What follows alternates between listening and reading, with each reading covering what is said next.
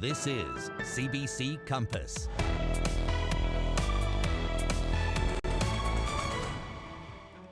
This is Tuesday, March 10th. Here's what's happening now on Prince Edward Island. There will be no school-sanctioned school trips on PEI amid the coronavirus outbreak, at least for the month of March. Trips have been canceled. What the province says you should do if you're coming back from a family March break vacation.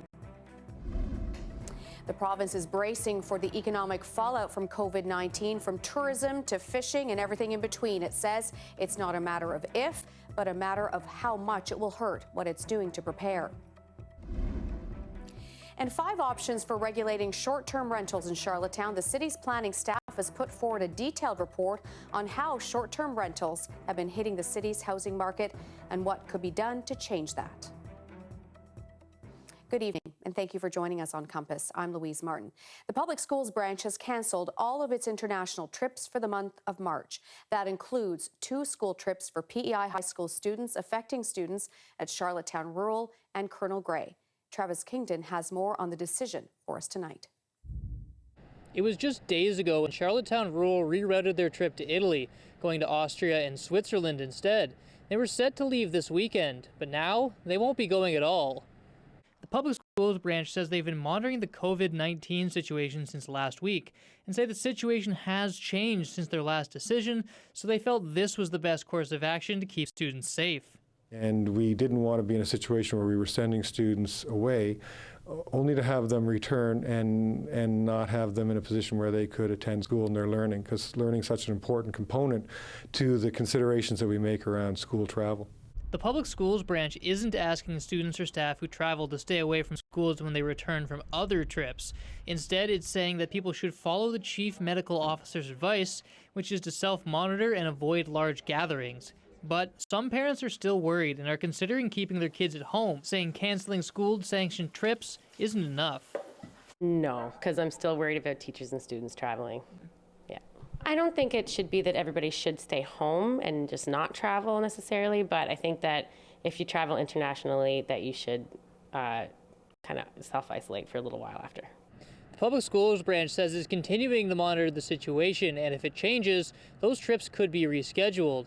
But in the meantime, it's going to continue to follow the advice of the chief medical officer on how to keep island students safe. Travis Kingdon, CBC News, Charlottetown. And the Education Minister will be my guest a little later. Well, we've been reporting on how the province is preparing for the potential public health impact. But today, news that the province is bracing for the economic impact of this as well. And it's not a question of if it will hurt financially, but rather just how much. Our political reporter, Kerry Campbell, spoke with the Premier about that today. Louise, you're right. It's not a question of whether this will have an economic impact on PEI, but rather how much. And it will affect all of PEI's primary industries, farming and fishing, relying on exports to foreign markets, tourism, relying on people deciding to spend money to travel here. All of those things under threat as people react to the spread of this virus. Well, there's so much that is unknown right now, and so much of this is outside of our control. It shows how vulnerable we are as a province to. A group with representation across several provincial government departments has been meeting to consider all the implications from the coronavirus. This week, the Premier will head to Ottawa for a First Ministers meeting sure to be dominated by talk of COVID-19, with specific requests for how Ottawa can help PEI with the anticipated economic fallout. Waiting weeks may be eliminated or some extensions to EI to get us through. We need to have some help with maybe some wage subsidies for some of our primary sectors. For example, if tourism bookings are off and people aren't coming to work in May, can we, through assistance with the federal government, provide some wage subsidies for employees to keep them rolling? Well, the virus itself still hasn't been detected on PEI, a sign the economic impact is looming. Today, Air Canada announced for the month of May it will cancel one of its 2 daily flights between Charlottetown and Montreal because of reduced demand. Well, obviously, we're hoping that the situation will be much better when we get to the summer months. And as I said, we're still a little ways out from the summer in terms of what could happen. But, we certainly know short term there will be some impacts. PEI has scaled down its revenue projections for its coming spring budget, but it's not all doom and gloom. The Premier points out PEI is starting from a strong fiscal position. However, there's just so much uncertainty, not just around how this virus will continue to spread, but how people will continue to react to that and how all of that will affect these industries here on PEI. Yeah, lots of questions, Carrie. Thank you. Carrie Campbell reporting tonight in studio. Well, firefighters were on scene again today at Beach Point following yesterday's big fire. The cold storage building at Beach Point is completely destroyed.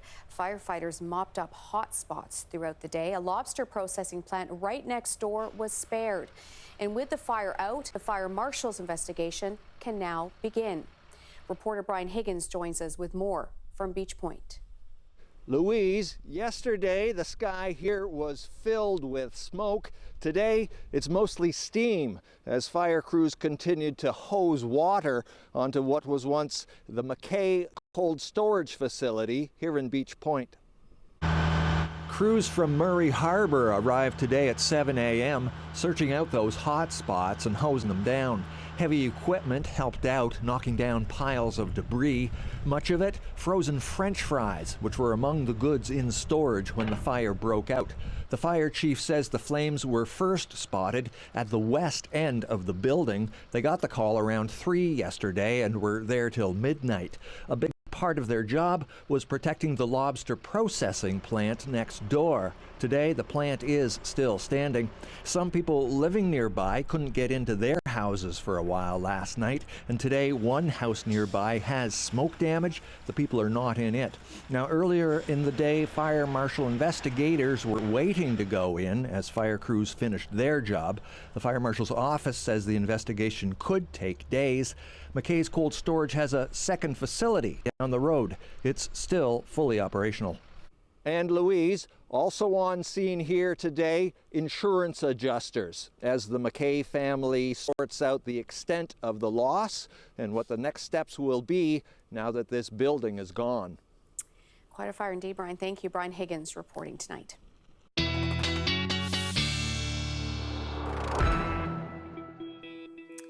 Well, Jay's here now with more on today's messy weather and what we're in for tonight and into tomorrow. Jay. Yeah, we are looking at predominantly rain falling through the overnight hours tonight for most of PEI, but we already have seen some freezing rain being reported at Charlottetown Airport. Likely saw a bit more of the snow and icy precipitation up west today, lighter amounts for central and eastern areas. But we still have that special weather statement in effect for Prince County. And the reason is, as temperatures climb between +1 and +4 for more central and eastern areas, even above the freezing mark for eastern Prince County.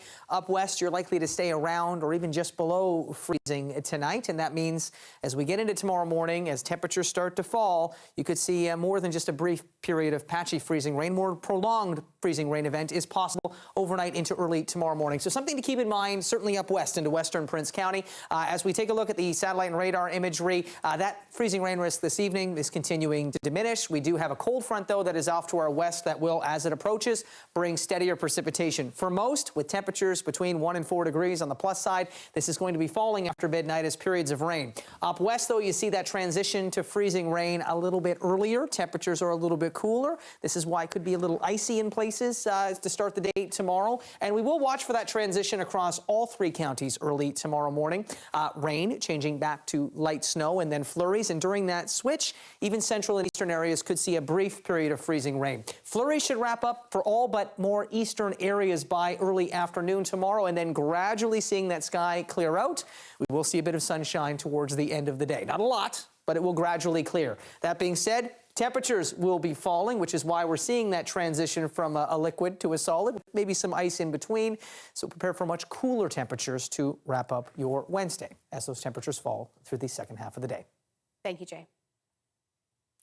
Well, Charlottetown is closer to introducing rules for short-term rentals. At last night's council meeting, staff gave a detailed report on how these rules have been hitting the city's housing market and its recommendations on how to manage them. Isabella Zafrisi was at last night's meeting and has the latest for us tonight. Louise, the city has been working on this file for a while now. Over the last year, it's consulted with industry experts and has looked at what other municipalities across the country have done when it comes to regulating short-term rentals. At last night's meeting, planning staff presented different recommendations to regulate short-term rentals, but there was one recommendation it felt would be the best fit. Staff recommended an option that would allow for short-term rentals in any principal residence, including apartments. It would also allow for commercial STRs in zones already zoned for things like hostels and hotels. It's the most balanced of all the scenarios. So effectively what it does is it protects residential areas from commercial STRs. For groups representing short-term rental operators, the draft bylaws were a good start, but they want to see changes when it comes to regulations that fit their needs. I think the problem is that there's a lot of short-term rental owners in Charlottetown that have been operating legally, and registered. They have a lot of money invested in their properties. They hire people, they employ cleaners, and those people will be shut down, and it's just not fair. Those advocating for affordable housing in the city say the rules need to be more strict. There's quite a few questions that I think need to be had with it. Is there a grandfathering in of the existing properties? I think that's something to consider as well, because as our group has consistently said, we want to return long-term housing units back to the market. Zilke stresses that all of the options are open to change once public consultation occurs, and says any of the 5 scenarios would help to increase Charlottetown's vacancy rate, which currently sits at 1.2%. Louise, planning staff will meet later this week to discuss the draft bylaws. If the recommendations are okayed, they will go to council for a vote and then go to public consultation. The tentative date for that public consultation is March 31st. Thank you, Isabella. That's Isabella Zavarisi reporting. A trail in western PEI is closed after a video on social media shows an encounter with a coyote. The animal followed 2 trail walkers for more than 30 minutes. Nancy Russell has the story. This is the coyote that Kim DeRoche and her friend Cindy Perry met on the Trout River Trail. I kind of panicked. I jolted because I had been walking along and I'd never noticed anything in there before. So it was kind of a shock. He was just sitting there right pretty on the trail ahead of us. DeRoche says the coyote started to follow them, ducking in and out of the woods. She and her friend picked up a couple of sticks just in case. If he got too close and we clapped our hands, he would go away. But yeah, you kind of have to be aware that we're 30 minutes into the trail at this point and we have to get back out. DeRoche shared the video on social media. That prompted the group that operates the trail to shut it down, at least for now. This biologist with PEI Fish and Wildlife also watched the videos. He supports the decision to close the trail. And even though the coyote only showed, playful type behaviors on the video, nonetheless, it was a pretty close interaction between wildlife and trail users. The video of the coyote has been shared widely. Not all the comments have been positive, with some people saying DeRoche and her friend put themselves in danger. They weren't the ones in the woods for 30 or 40 minutes with a coyote, and they saw 1.5 minutes of video, so it's really hard for them to judge what it was actually like. Gregory says people can expect to see more coyotes across the island at this time of year because it is mating season, so the coyotes will be more visible, including during daytime hours. Try to make it a negative experience for that coyote, try to make a lot of noise, try to actively scare it away, as opposed to trying to entice it into playful type activity. To me, it was a great experience. I'll never forget it as long as I live, and most people were very positive about it. Gregory says if islanders do encounter a coyote that is showing bold or aggressive behavior, they should contact Fish and Wildlife to investigate. Nancy Russell, CBC News, Charlottetown. Well, the price of gas is way down today. Regular self-serve gas is down 6.9 cents per liter to a minimum of $1.02, the lowest price in about a year. The minimum price for diesel and heating oil also down. Propane prices unchanged. The Island Regulatory and Appeals Commission says there's a general slowdown to the global economy because of coronavirus, and that's take a hit to the price of crude oil as well. Testing for sexually transmitted infections has doubled over the past few months at UPEI. The Health and Wellness Center there says it's thanks to a new program that allows students to do the testing themselves, making the experience more accessible and a little less intimidating. Jessica Dory Brown reports. There's the swabs. and we have instructions included with them. Staff at UPEI's Health and Wellness Center say there are now 80 to 100 of these kits in public washrooms on campus. They test for gonorrhea and chlamydia. There are self-swab kits for women, and for men, a kit that takes a urine sample. Staff here say with rates of some STIs on the rise in PEI, it's important to get students in the habit of regular testing. We want to remove any barriers, and we want to make it very accessible for the students. Not only do they have busy schedules and lots of classes, it's hard to get in between classes, you know, for an appointment, but also just it's a private topic, so it's nice that they can just come in and drop off the specimen.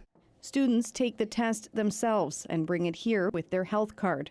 Then staff ask whether they'd like to do some blood work as well to screen for sexually transmitted infections that this test won't detect, like HIV, syphilis, and hepatitis C. It's been overwhelmingly positive. I think sometimes the students come in 2s and 3s with their swabs, so I think they're able to support one another, and it's taking that, you know, the having to make an appointment and the awkwardness away for them. Officials at the clinic say before the program they would screen about 20 people a month, and since they started the self-swab option, that's almost doubled.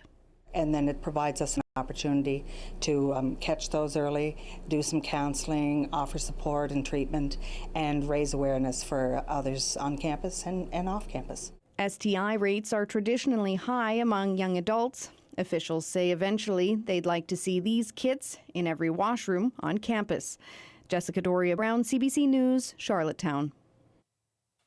Well, there's so much more still to come on Compass tonight before 7 o'clock. Coming up, new measures in New Brunswick today. When it comes to post-March break travel, it's asking for all students to stay home for 2 weeks when they return from travel. PEI's Education Minister is my guest ahead on why it's not the case here.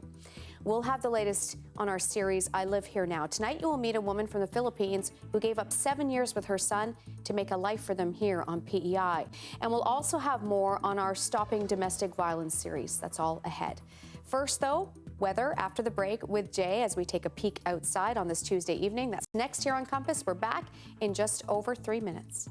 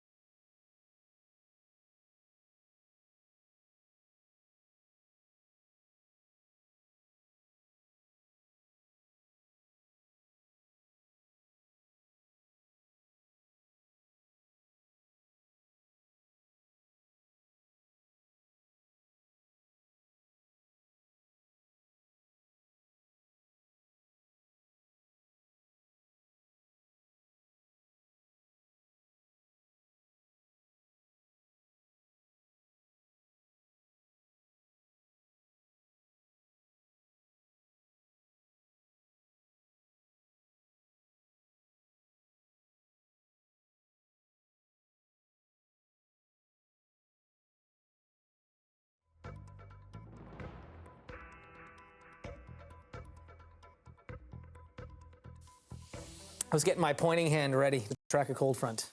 I have nothing. It's important to stretch because if you don't, you can pull a muscle or something. Weather diva. Yeah. All right. What are we in for? Don't need to stretch for my job. Well, I do when I'm forecasting up west because the height becomes a bit of a problem. All right, let's take a look at the live shot into Charlottetown. And oh, it's day number 2 of this, Louise. Look at that. Daylight. Sunlight. Yeah, well, maybe not sunlight, but some daylight. folks prefer it in the morning. I know it's easier to get the kids out of bed, but Louise and I, we work till after 7 o'clock every night. And other folks that work later also appreciate this. It's just nice having that daylight later in the day. My goodness, I wish we could just keep that daylight saving time in effect year-round. That's just my opinion. I shouldn't even give you my opinion.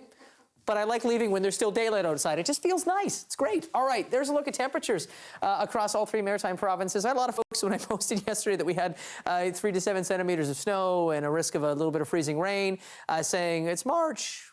Why are we not done with the winter weather? I would argue that spring is kind of just winter light here on PEI, right through until we get into beach season. So this is not abnormal weather that we are seeing for this time of year. I just want to point that out. We can complain about it, but this is typical this time of year. These big swings in temperatures. You get southerly winds tonight. We'll see a lot of what fell today as some light snow in most areas, some freezing rain. I know you get a bit more up west. Some of that will be melting tonight, and we will see some rain that will be falling as well. Not a huge amount of rain, just a few millimeters, but with the melting and the rain, if you have a basement that is prone to taking on water, just make sure the sump pump is plugged in tonight.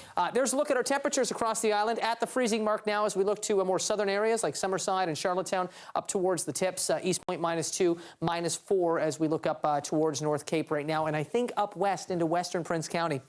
The reason you have that special weather statement in effect is because that's where the temperatures will likely maybe reach the freezing mark or just above it briefly, but the majority of your overnight hours and early morning hours tomorrow will be at or below freezing, which means you have a risk of more prolonged freezing rain. Southeast winds at the moment will eventually become northwest tomorrow morning as a cold front moves through. It's ahead of that cold front that we have the steadier precipitation that will move in through the overnight hours tonight. Now, this is going to fall predominantly as rain from eastern Prince County through to Kings County. Up west, you're likely to see a bit more of mixing, and that icy precipitation risk is just a little bit higher, hence the special weather statement. In the morning, it will transition back from rain to flurries. During the transition, some ice pellets and freezing rain will be possible across all 3 counties. But again, overnight into early morning tomorrow, there's that more prolonged risk up west. And then as we get into the late afternoon, partially clearing.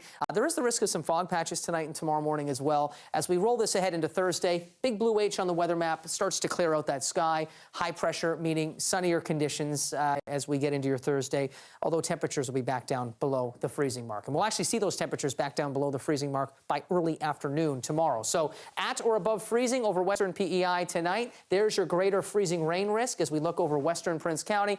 There's a look at your conditions tomorrow, back below the freezing mark by early afternoon. Central and eastern areas, similar story, predominantly rain falling tonight with a brief period of freezing rain possible by early morning into the pre-dawn hours.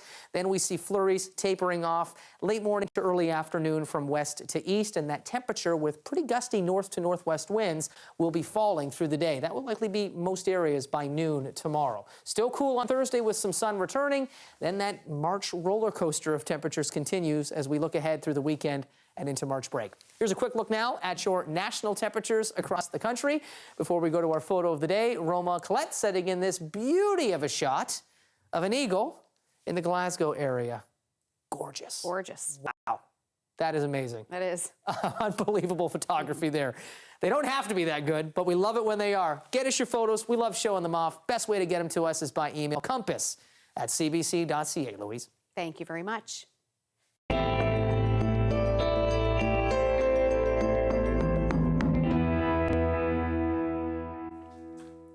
Well, excited tonight to continue our series on people who have moved to PEI from other countries. We are introducing you to immigrants who have come here for safety, to study, or very often to work.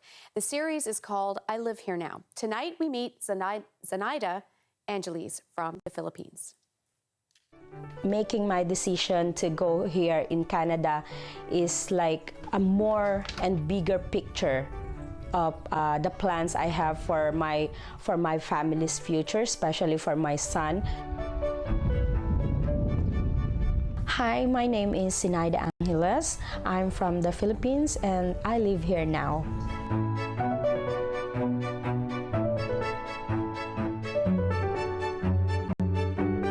I have in the Philippines that time is not enough for us, not enough for our future, for his futures. I've been away for my son for 7 years. I've been a mother to him in a camera, in a voice chat, and sort of financially, yes. I've been like a ghost mom. It's hard. Like, you're a mom, but you're not a mom. I work at the Acadian Supreme Incorporated. I came here as a fish plant worker. We came to the total of 27 workers on 2013. As long as you're temporary foreign workers, comments that said, go back to your country, you're not belong here, you're stealing our jobs, you're stealing from us. I came here, I applied for this work to earn money, to save for my family, to be able to provide for my family.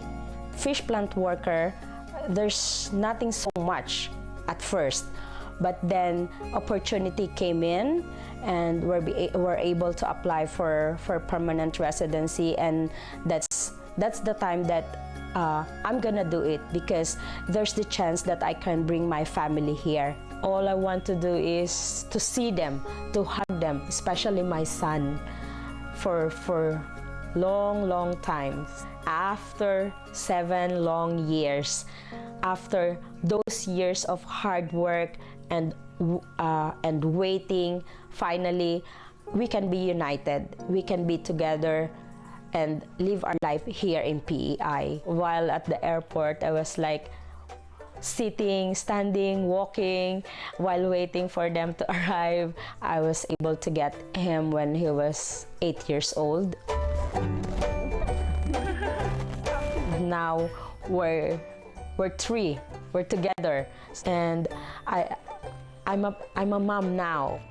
He loves playing in the snow, and the cold doesn't bother him, really. He said he knows how to cook and he loves to cook. I was so, really? And it's just amazed me that he can do such kind of like simple but meaningful things. Coming here to Canada is one of the best plan that I have in my life, because coming in here and become a permanent resident will open so many doors for me, opportunities for me and my family, and I know this is a good start. This is a good start for our good life here. Quite a story, and you can read more about Zenaida's, or her nickname is Zenny's, story about her journey from the Philippines, having to leave her family behind and then reuniting with them here on PEI. That's all online at cbc.ca/PEI, and we'll have more stories in the weeks ahead. Coming up, what you need to know if you have kids in school and are traveling for March break. PEI's Education Minister will join us to answer some of your questions ahead on Compass. Stay tuned. I'm Mitch Cormier. Coming up Wednesday on Island Morning, an opportunity for you to speak directly with the province's Chief Public Health Officer. Dr. Heather Morrison will take your questions about COVID-19 and coronavirus. That's coming up Wednesday on 96.1 FM.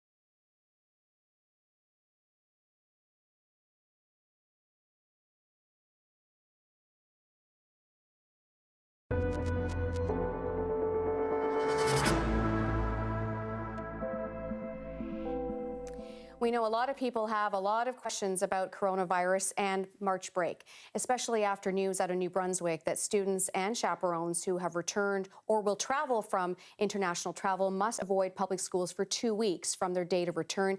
Now, that's according to a memo from that province's education minister. Tonight, I'm joined by PEI Education Minister Brad Trivers. Nice to see you. Nice to see you as well. I wish I was here under better circumstances. Yeah, these are trying times. A lot of people trying to make agonizing decisions about whether to travel or not. So will PEI be following New Brunswick's lead? No, on Prince Edward Island, what we're saying is we're going to follow the lead of the Chief Public Health Office. They are the expert when it comes to health and comes to safety, and that is our paramount concern. But we have made a decision with our educational authorities about travel during March break and the month of March, and that decision is any sanctioned out-of-country travel will be canceled and hopefully rescheduled. And that's within the public schools branch and the French School Board, right? That's correct. And there were only 2 that were planned, I understand. That's right. The public schools branch had 2 trips, sanctioned trips planned, and there were none planned with the French Language School Board. Okay, so what about families that are planning to take a trip this March break who are very anxious about what might happen when they come back? Well, what we want them to do is listen to what the Chief Public Health Office is saying. And, you know, if they decide they do want to go away, make sure that they monitor themselves when they get back. And if they do feel ill and they're not well, call 811, follow the instructions, and, you know, stay away from school, of course. But if they're feeling well, by all means, come to school and continue with their education. Just make sure you monitor yourself for any symptoms. Yes, yes. And that's what the Chief Public Health Officer has been saying. Yep, same advice as they gave out yesterday for sure for everybody that may be traveling during the March break period. Did you reach out to your New Brunswick counterpart about, you know, why they made that decision? A lot of people felt it was quite drastic. Yes, so I haven't been in contact with Minister Carty in New Brunswick or Nova Scotia for that matter, the minister over there. But we really we put a lot of trust in our Chief Public Health Office here, and we want to do what's right and what's prudent that will keep our children and our population safe.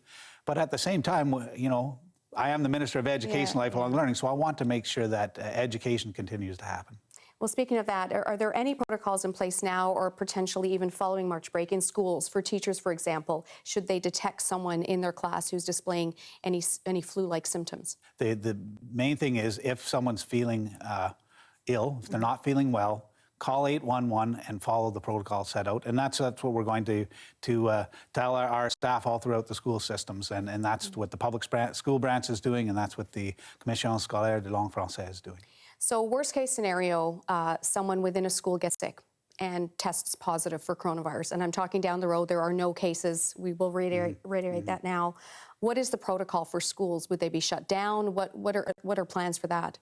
So again, working with the Chief Public Health Office. So we haven't discussed exact details, but we do know that all those children would have to be tested to see if they would actually have the COVID. Right. But you know, beyond that, then if they have and they're ill, they will be in quarantine, and if they're not, they continue to go to school. It's really looking at individuals and whether they've have the infection or not. What about closing the schools down with that? Do you think it could come to that if you found that someone had it in a school?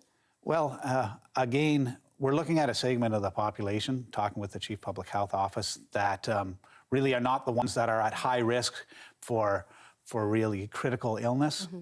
And so I hope it doesn't come to that. And I think, you know, if we had a single school where there was a case and we knew that people came in contact with that person who was infected, then we might look at telling those people to stay home. But it would have to be a scenario where we had multiple people within a school to close that school down. Yeah. What about teachers? I'm curious if many teachers are going on March break as well. So what if they get stuck and forced into quarantine? Are they covered? Will they be paid for that time that they might be away from work?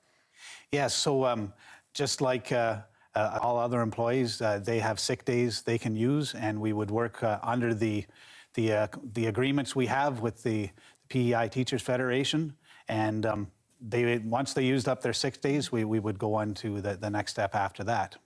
So for any Islanders at home tonight worried a little bit about sending their kids to school, about going on March break, coming back from March break, what, as the Minister of Education, what's your advice to them this evening? Well, I think listen to the Chief Public Health Office, use your common sense, and if there's any doubt, just stay home. We want to make sure that everyone is able to do what they feel is right. We want to make sure that our children are able to get the education they need so they can complete their year. And so use common sense and make your own choice. I put a lot of trust in people and that they'll make the right call. I appreciate you joining me tonight. Thank you. Thank you. All right, we know you have many questions about traveling and your health, especially with March break right around the corner. So PEI's Chief Public Health Officer, Dr. Heather Morrison, will join Mitch Cormier live on Island Morning. That's at 7:15 a.m. tomorrow.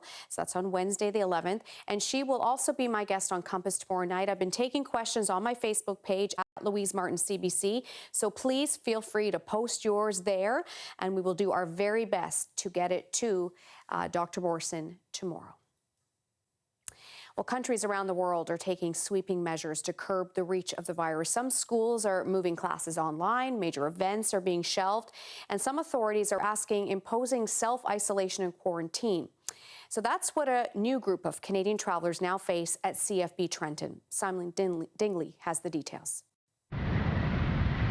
228 Canadians landed in Trenton, Ontario this morning after being stuck on the Grand Princess off the coast of California for several days.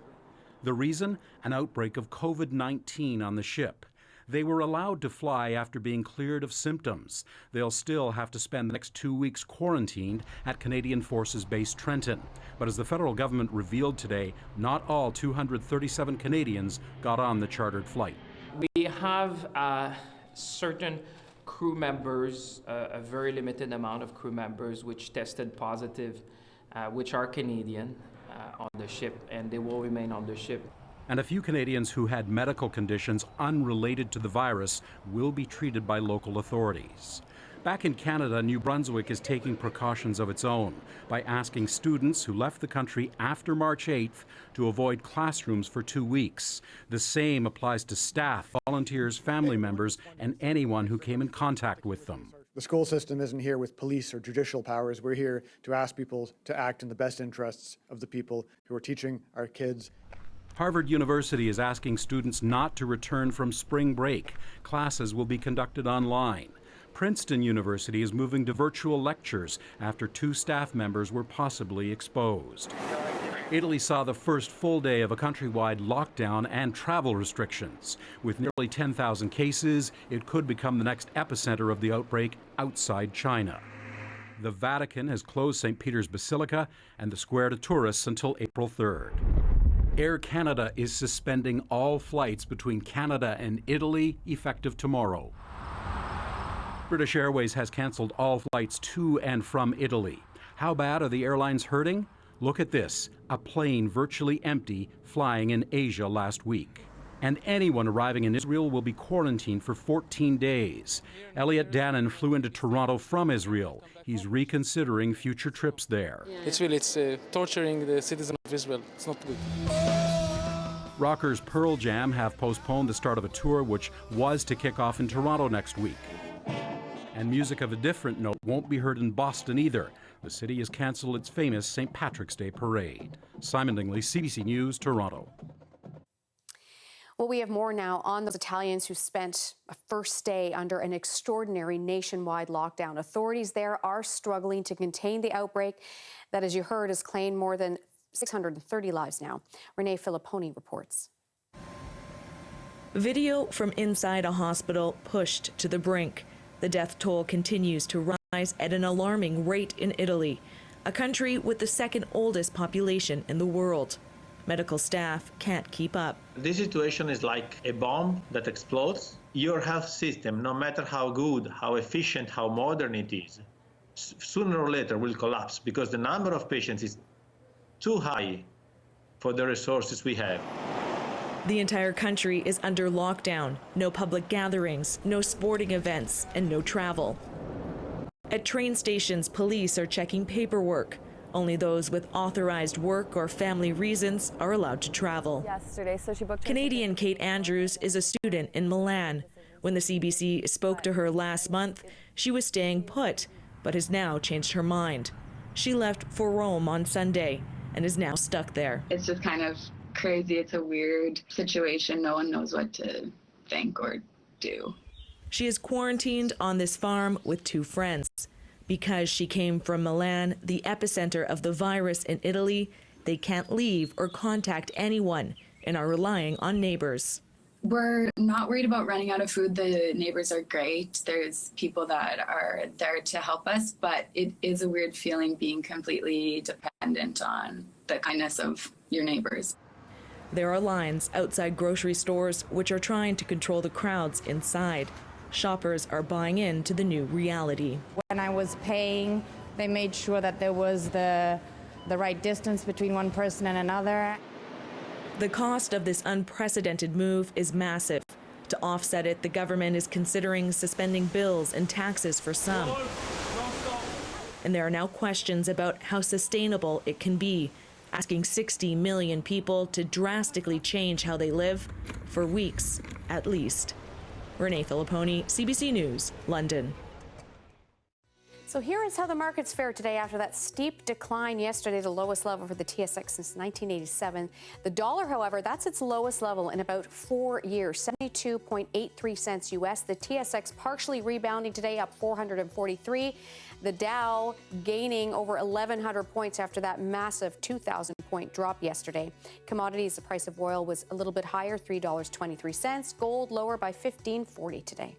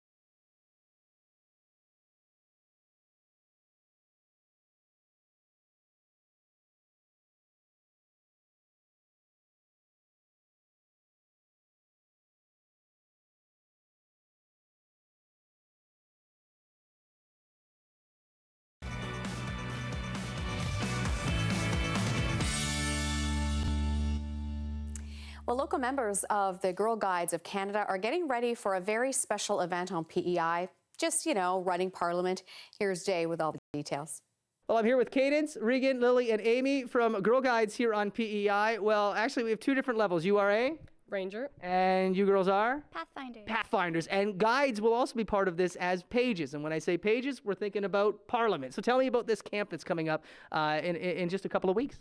It's called the PEI Girls Parliament, and it will include guides as the pages, as you said, and the Pathfinders and Rangers will take the roles that members of Parliament usually would. Okay, so you'll be actually down at the George Coles building at our legislature, right? Yes. And when is this taking place? March 19th to the 22nd. And it's all girls, all 27 seats in the legislature, plus all the pages, all girls taking over Parliament or the legislature for 3 days. Yes. Okay, now this has to be a first. We'll talk about that in just a second here on PEI. But this is going to be providing a few opportunities. First of all, you get a chance to earn some awards in your guiding career, right? Yep, the Pathfinders will get their Canada Cord, and I, a Ranger, will get my Trailblazer Award. And you'll also be playing a very important role in the Ledge as well. What's the role you'll be taking on? I'm the leader of the opposition. Okay, so Peter Bevan Baker, be warned, somebody's gunning for your job here, all right? So Lily gunning for the job, right? Yep. Remember that name. You nervous? You're getting up, you're debating bills, you're passing laws. As the leader of the opposition, you're going to be criticizing and making sure government is on their toes. Are you nervous about getting up and speaking in front of a large group like that? Nope. I love the confidence. And there could be a large group because this will be open for the public to view as well, right? Yes, absolutely. We'd love the public to come and watch. All right. So starting on the 19th for 3 days, it will be open for viewing to the public. And this is, first time here on PEI. What is the goal with this camp?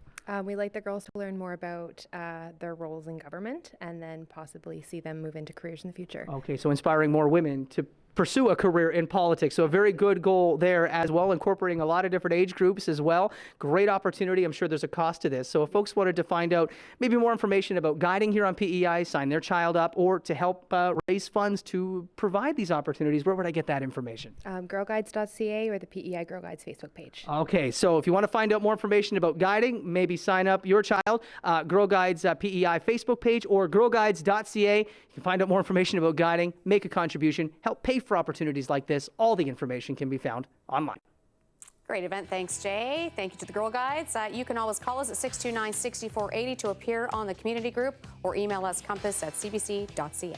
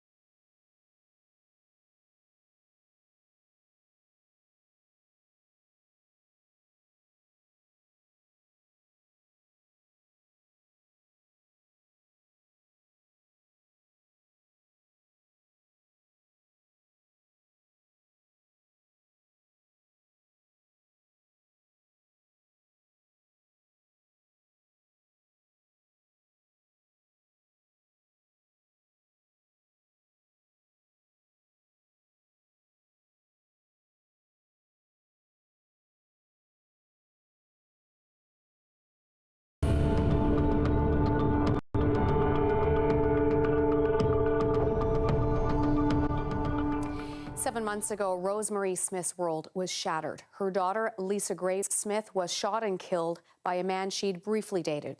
It happened at their workplace in New Brunswick. Well, now Smith wants to know if the deaths could have been prevented. Brissa Donkin has the latest in our series, Stopping Domestic Violence. Lisa, as a little girl, was the most curious of all her children. She was very self-motivated, and was very altruistic in the fact that her children came first in her life.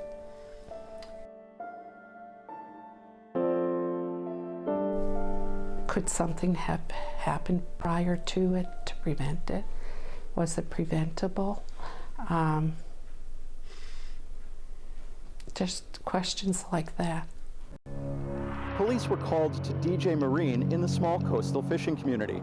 2 adults were found dead inside a building on the company's property.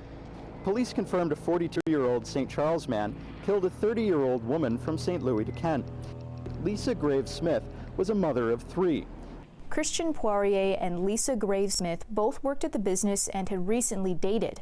He had a history of violence, including against women he dated in the past, and he was prohibited from possessing firearms in 2012.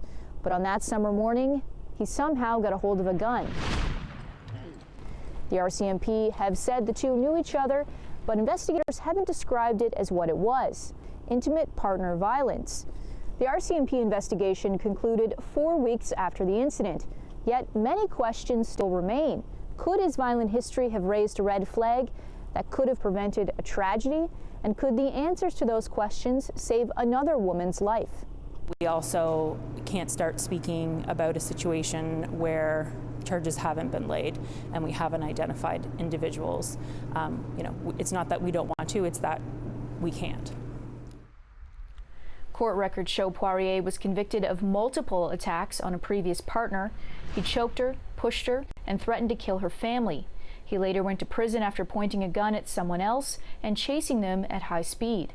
Many people in the community don't want to talk about what happened on that July morning. Some told CBC they're still grieving.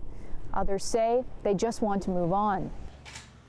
Lisa's mother continues to look for answers. She says RCMP told her to file an access to information request to learn more about what happened that day. She'll forever remember her daughter as a hard worker who loved her children more than anything. Lisa liked to help people. She was very much into doing that. You know, she always felt somebody was worse off than she was. There was always a way to help somebody if she could, and that's what she did. Carissa Donkin, CBC News, Fredericton. Read more stories from all across the country at cbc.ca/stopping domestic violence. You'll find a link on that page to crisis lines in every province and territory.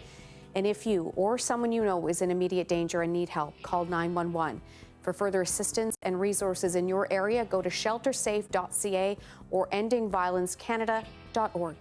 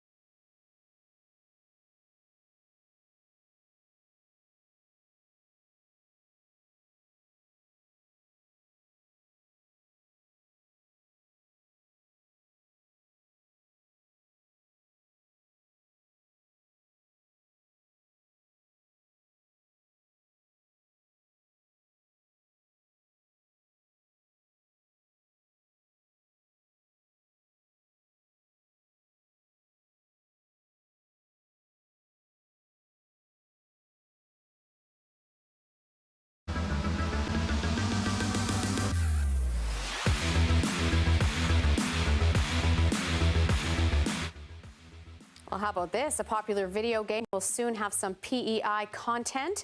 A potato equipment company is going to be in a game called Farming Simulator. HF Stewart & Sons is in O'Larry. Part of the game design was based on its equipment and warehouse. Farming Simulator has sold more than 2 million copies worldwide. Now, the company says it doesn't get any money from the game, but it does get its name beside some big companies like John Deere, and that is indeed great exposure. Wow, it's like the PEI version of SimCity. That's amazing. It's awesome. It's funny that they wouldn't get any money, because if you're an actor and they use your likeness in a video game, I know for a fact, big bucks. Yeah. Huge. Yeah. That's awesome. I know. But anyway, that's pretty cool. Your name is out there on this video in 2 million copies. That's it's not too shabby. All right. I would be wanting those royalties, by the way, now that you mentioned that. All right. By the way, I'm going to give a quick little shout out. I was at West Royalty Elementary this morning. Shout out to the grade 5s there. It's my favorite way to spend the morning. So I just wanted to say thank you for having me, and thanks for all the great questions. And if you're a teacher and you'd like a visit, just drop me an email. Our Facebook is probably the best way, Jay Scotland Weather. And once we get past the March break, we'll do some more visits. I'm sure they enjoyed it. All right. Now everyone is wondering, will they have to go to school tomorrow? Let's take a look at the day planner. It's not heavy amounts. We're not talking huge amounts, but after-school activities were canceled today. Rain will be changing back to snow tomorrow morning. It will not be heavy, but there is the risk of a brief period of freezing rain during that transition. The more significant rain will be overnight into very early morning over western Prince County. Flurries should taper off, maybe lingering early afternoon for more eastern areas. Big news tomorrow, temperatures plummeting. All right, thank you, and good night, PEI.